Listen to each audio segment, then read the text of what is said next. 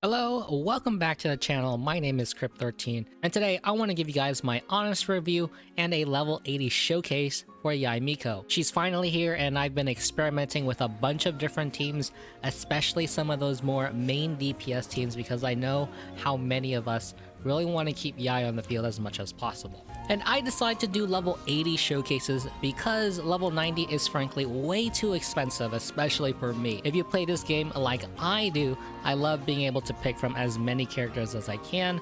So I like to get every character up to at least level 70 or 80. And so this means that if I wanted to max all of my characters, I'd have to pay for Primogem refreshes on Resin, and I'm just not willing to do that. So level 80 Ascension Phase 5 is definitely enough to do all of the content in this game, including 36 Star the Abyss. And then if it's a character that I really like, then I'll go ahead and max them. So let's go ahead and start with my Yae build. We're going to be using a Solar Pearl as well as a 2-piece Shiminawa and 2-piece Gladiator. My talents are 666 and I'm at C0. Crit rate and crit damage ratio is about 70% and 185% crit damage. Alright, let's first take a look at Yae's solo damage. Starting with her normal and charge attacks, we're dealing about 2,000 to 3,000 damage with her normal attacks. And then with her charge attack, we're dealing about 7,500, which for a level 6 talent level is certainly not terrible. We move on to her elemental skill, and we're dealing about 5,567 damage. Again, only at talent level 6, so definitely lots of room to grow. And then we move on to her elemental burst, and our initial hits for about 13,000. And then every subsequent Tenko Thunderbolt hits for about 17,500. Alright, now let's throw in a support in there. Our normal attacks are now dealing about 3,000 to 4,500 damage. And then our charge attacks, they deal about 9,600 damage now. For E skill with some support, we're going to be dealing about 8,369 damage. And then her elemental burst, when shredded by Kazuha and a little bit of damage bonus, we hit for 20k on the initial and 26k on each subsequent Tenko Thunderbolt. Okay, and now a very quick burst showcase for a level 80 Yae Miko. This was as far as I could push her damage with what I had. So I used an R5 Widsith, a Bennett with Noblesse and an Alley Flash, Sarah with a Skyward Harp that admittedly was not fully leveled, only level 80, and a Kazuha. It took a little bit of luck in order to get the right buff from the Widsith, but 70,000 on the initial strike, and then about 81,000 damage on each Tenko Thunderbolt if they hit their crits. I wanted to really quickly go over some minor E-skill mechanics, especially about how you can control whether or not Yae Miko is going to teleport backwards or forwards. The direction of your teleport is determined by your current momentum. So this means that if you have no momentum, i.e. you are just completely neutral and not pressing any kind of movement key, then you will teleport backwards. Otherwise, Yae will go in the direction that she's moving. For an entire duration of her E-skill, the 14 seconds to 15 seconds, she will generate about 5 electro particles. So about 1 particle every 3 seconds, pretty much. And now a quick little note on animation canceling with Yae Miko, because she has some very long animations on her moves. Especially her charge attack is a very lengthy move, and you cannot do anything for a really long time. The good thing about this charge attack though is that you can cancel it pretty early and it'll still go off.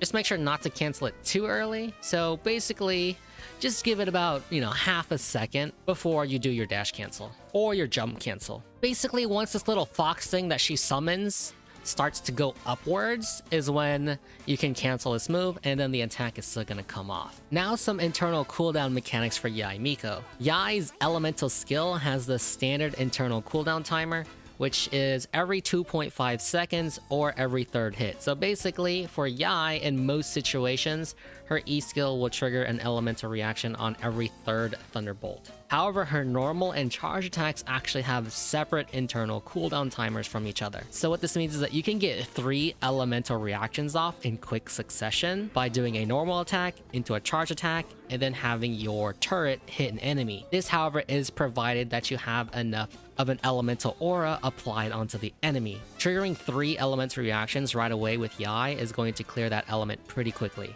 So you need a really strong aura, or you need to be able to apply that aura element as often and as much as you can. Otherwise, Yae is going to take over and become the aura character, and then your other characters are going to start to trigger your elemental reactions, which, if we want to go with an elemental mastery build, is not going to be too favorable. And I'll talk about this a little bit more when I talk about my experience with the elemental mastery build in the Spiral Abyss.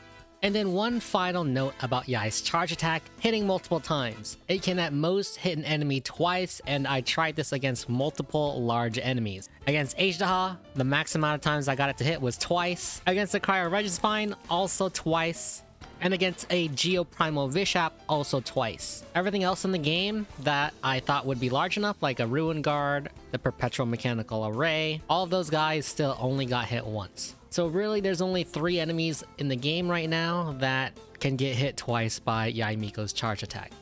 So I tried multiple playstyles in the Spiral Abyss to try and hit that recommended minute and a half to be able to get that full clear. I was able to hit that recommended time when I played Yae more as a sub DPS versus a main DPS. Given that her talents are only level 6, this makes a lot of sense as to why main DPS is currently a struggle for me. So she definitely still has a lot of room for improvement and room to grow, and I do think it's certainly going to be viable to try for a main carry Yae, albeit you will have to build her properly and her team properly. So I first tried out a traditional Raiden team, and my build was a Shimenawa Gladiator with the Solar Pearl, and my energy recharge was pretty low. And my crit ratio was about 70% crit rate and 185% crit damage. I found that the Raiden team works very well. The rotation is pretty simple, and I had not too many energy recharge problems. It would sometimes arise when I didn't get enough hits with my Raiden Shogun. And really, this just meant that I couldn't pop my elemental burst off of cooldown or close to off of cooldown. Things definitely got better when I raised her energy recharge from 112% up to around 120 to 130%. So definitely, if you're going to be running a Raiden Shogun, 120 to 130% is going to be pretty good against the matchups where the enemy doesn't drop a lot of elemental particles. But if you're going up against matchups where they drop tons of elemental particles, you know, against like many Hilly Churls or against Ruin Guards, having low ER is going to be just fine. But against bosses like the Perpetual Mechanical Array, you're definitely going to want to hit that 130%, 120% mark. So with the Raiden core, I used several different teams. I tried a Kazuha and Xiangling team, I did a Xiangling and Bennett team, and then I did a Bennett and Kazuha team. Out of all of those teams, the Kazuha and Xiangling team had the most problems. I could not hit the mark of a minute and a half, or as close to a minute and a half as possible, but Xiangling and Bennett and then Kazuha and Bennett were able to hit that mark pretty closely. And both of those teams actually performed very similar. Bennett really being the MVP here so that we can boost up that burst damage on our Yae Miko and Raiden. And then I actually ended up trying to replace my Raiden with a Fischl. And with Fischl, my energy recharge wasn't as consistent as it was with Raiden. I could not cast my burst off of cooldown sometimes. However, I was actually able to clear the Perpetual Mechanical Array faster, and in general the Abyss faster, with the Fischl team over the Raiden team.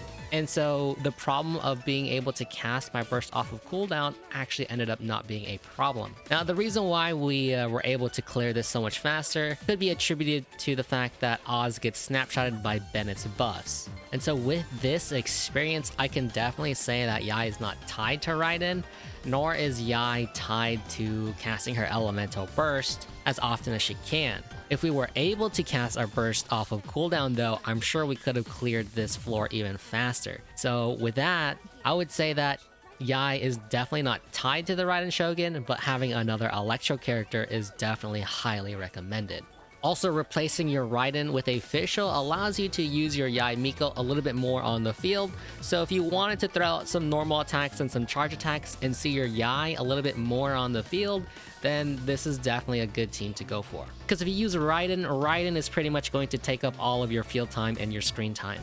And then after that, I tried some elemental mastery builds, but they weren't really working out for me at this level of investment. I had one run that was really close to hitting that minute and 30-second mark with an overload team comp, but it definitely took a lot more effort compared to the other team comps that I ran. Also, the fact being only at level 80 is going to make a huge difference on our transformative reaction damage, since that damage does scale off of our character's level. So I could potentially see this type of team comp and build working better if we max out all of our character levels. Level 90 is quite expensive though, so that's definitely something to consider. And then when I tried an electro-charged elemental mastery build, it just could not compete against Overload when going against a perpetual mechanical array, and also when I just built Yae for straight damage. But perhaps with some more levels, again, maybe maxing our characters up to level 90, this could work.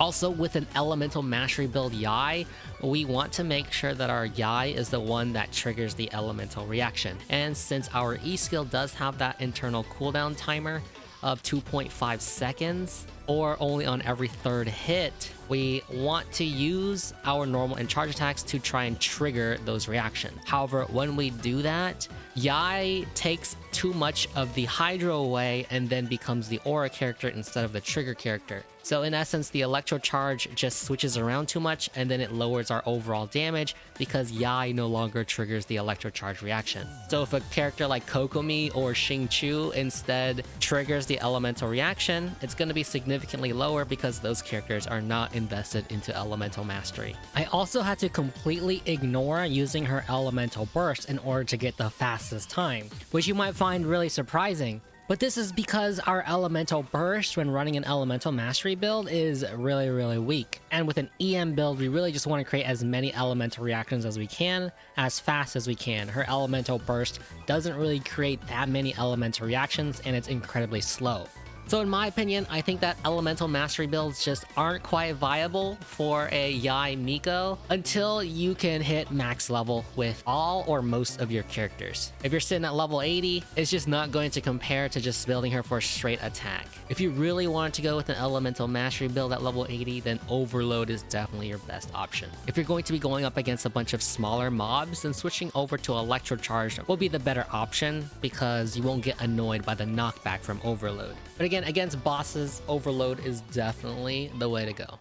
And so what I recommend for you to pull for Yae Miko, if you're in need of a sub DPS character, she does that role pretty well, but when we have C6 Fischl in the game, it's pretty hard to recommend a C0 Yae. Also given the fact that Fischl is on Yae's banner as well. One of the biggest differences between these two that I feel like I should mention is that Fischl snapshots Oz, whereas Yae does not snapshot her turrets, so she gets a lot more benefit from Bennett. In order for Yae to get the benefit from Bennett, you need to keep her on the field. So personally, I want to do some more testing between Fischl and Yae before I make a final opinion though. So as of right now, if you're on the fence for pulling for Yae, then I think you should definitely wait just a little bit longer for some more experimentation and comparisons.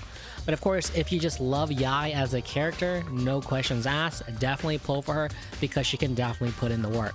I think that one of the most unfortunate things about Yae is that her power is locked behind her later constellations. You should definitely watch my video on Yae's constellations to get a better idea on how much powerful she gets. Especially at C6, her damage output increases by a massive 114%. And so with constellations, Yae will 100% blow Fischl out of the water. But at C0, they do so far seem pretty close. Alright guys, that's pretty much all I have for you guys today. Thanks so much for watching, especially if you made it this far. Drop a comment down below, leave a like on this video, and consider subscribing to the channel if you liked what you saw today. Until next time, I'll see you guys later.